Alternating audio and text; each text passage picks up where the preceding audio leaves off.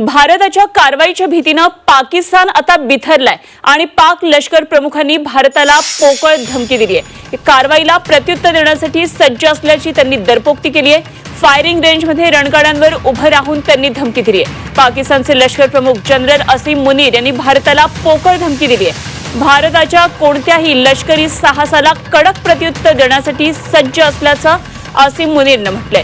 पाकिस्तानी सशस्त्र दलानं आयोजित केलेल्या फील्ड ट्रेनिंग सरावाचे साक्षीदार होण्यासाठी मुनीर फायरिंग रेंजमध्ये आले होते आणि पहलगाम दहशतवादी हल्ल्यानंतर भारत आणि पाकिस्तानमधील वाढलेल्या तणावाच्या पार्श्वभूमीवर आणि नवी दिल्लीकडून प्रत्युत्तराची इस्लामाबाद सैन्याला भीती असताना त्यांचं हे विधान आता समोर आले।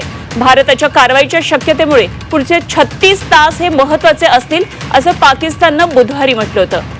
तर अमेरिकेच्या परराष्ट्र मंत्र्यांनी दोन्ही देशांच्या नेत्यांना संयम बाळगण्याचे आणि तणाव कमी करण्याचं आवाहन केलेलं आहे।